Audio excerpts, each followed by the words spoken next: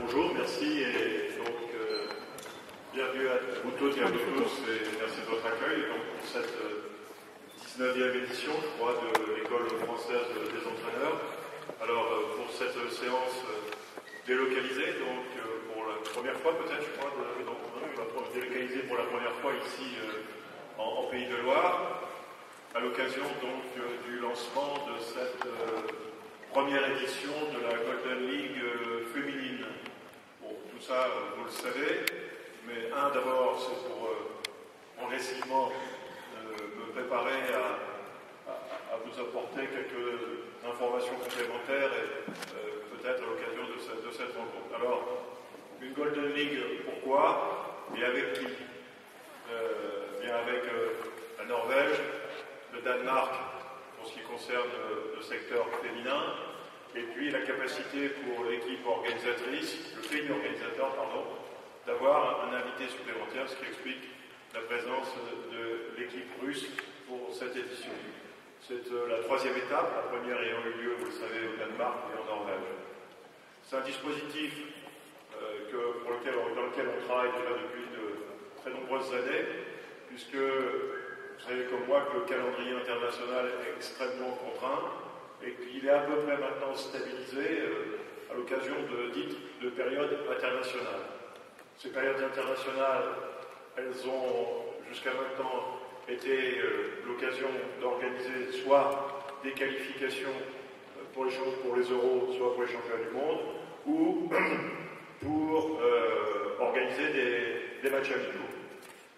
En principe, je dis bien en principe, et ce sera peut-être l'occasion pour vous de fêter votre 20e anniversaire, puisque la prochaine édition de la Golden League sera donc la Golden League masculine, et elle se tiendra en substitution au traditionnel tournoi de Bercy, également en principe, selon le même modèle, sur 3 journées, avec 6 matchs, avec là aussi en principe les 3 mêmes équipes que sont la Norvège et le Danemark, et en principe on a invité l'équipe du Qatar, je vous dirai pourquoi. Alors, une première journée qui est prévue, en principe à ce stade prévue au Mans, et les 2 autres journées prévues donc à Bercy. Alors, c'est un exercice très contraint, qui vise à plusieurs choses.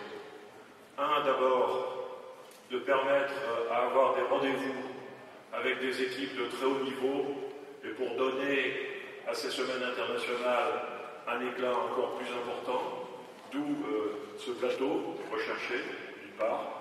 D'autre part, pour essayer de promouvoir un concept, il est bon ou il n'est pas bon, Golden League, en clair d'avoir un événement récurrent dans le paysage officieux du handball européen et français singulièrement, et d'avoir, disons également, une meilleure exposition encore de notre sport et éventuellement des ressources qui vont avec.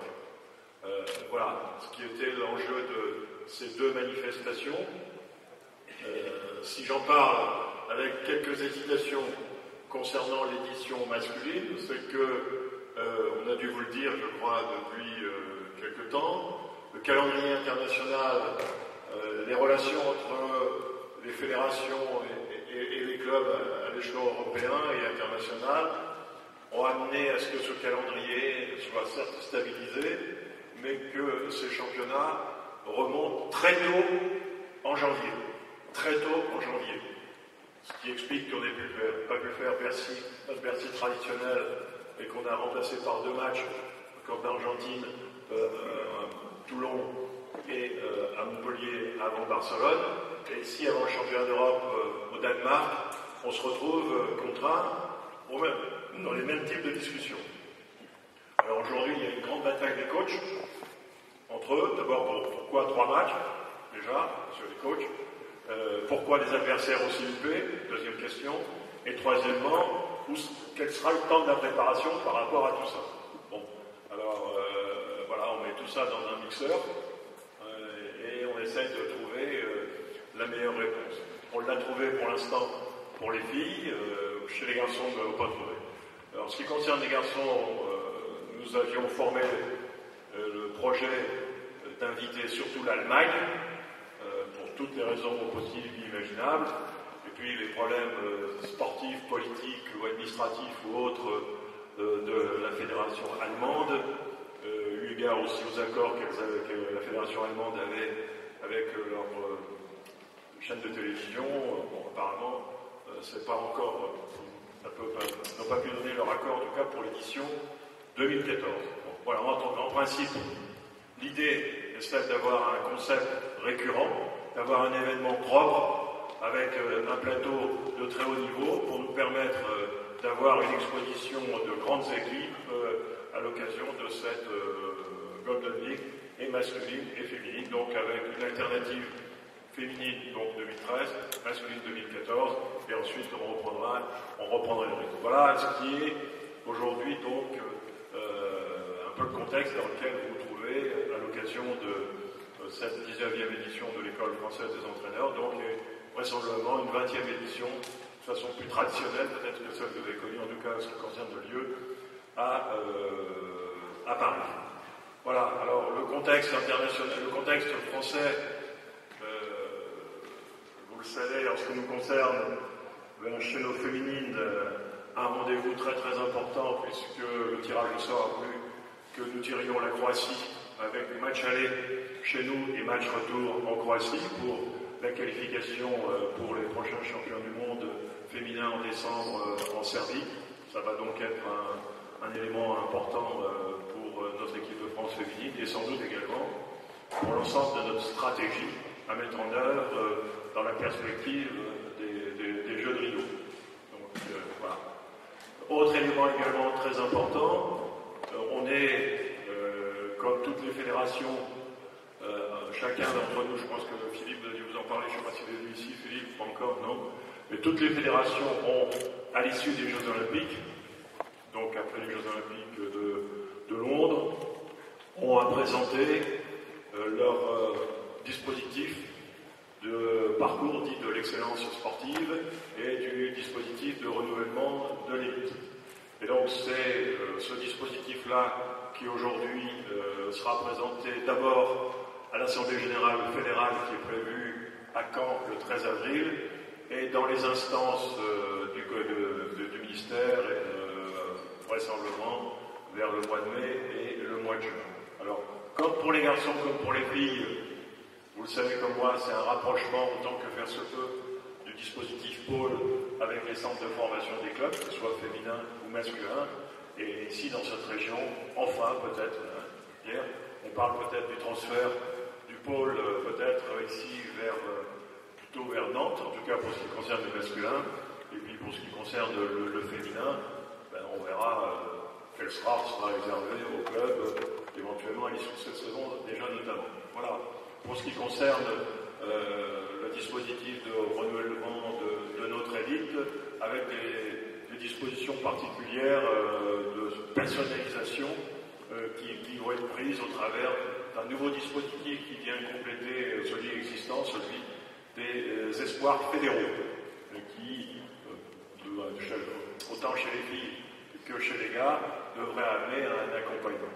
Je rappelle tout simplement, et j'en terminerai là-dessus avant que vous puissiez reprendre vos travaux et surtout pas faire attendre pour les jeunes, qu'un dispositif de renouvellement de l'élite, et c'est la raison pour laquelle je me suis un peu arrêté sur ce concept, c'est bien entendu un dispositif,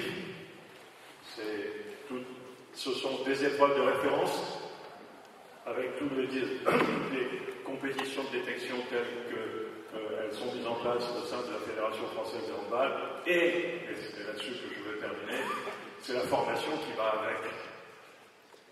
Donc, on ne peut pas réduire un dispositif de renouvellement de l'élite à un seul concept d'une part et à une seule partie. C'est bien à l'ensemble de ce dispositif qu'il faut veiller, sans compter que plus le maillage de nos clubs, de nos territoires sera dense, plus nos chances de détection, évidemment, seront grandes également. Nous allons titiller, je pense, à la fin de l'année, les 500 000 licenciés, avec une faiblesse récurrente néanmoins, c'est que si nos clubs réussissent effectivement des exploits, en partie grâce à vous notamment, dans la capacité que vous avez eu à inventer des dispositifs pédagogiques pour accueillir les jeunes dans telles conditions, c'est pas moins vrai qu'on reste toujours coincé à 2400 clubs sans que nous parvenions à élargir notre réseau encore à ce stade, malgré tous les efforts, malgré la notoriété, malgré le succès de nos manifestations. Voilà, ça fait partie des objectifs que nous devons tenter d'atteindre. C'est pas nouveau, mais enfin on bute toujours à cet accord. Enfin, dernier mot, c'est en 2017, vous savez que la France accueillera le championnat du monde masculin, que nous avons désigné une société qui va nous accompagner dans la planification de cet événement et que nous allons profiter de l'année 2013, donc qui est un peu entamée, pour fixer le ou les scénarios qui seront ceux ou celui que nous retiendrons pour le championnat de 2017.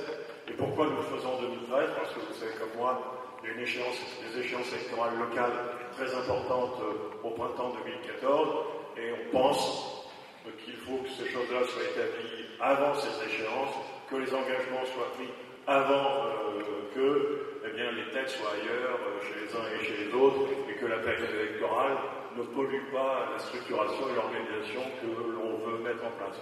Donc un travail très actif pour que le scénario du championnat du monde pour décembre 2013 soit à peu près réalisé, et surtout ensuite que sur la base de cette colonne vertébrale de l'organisation, on puisse bâtir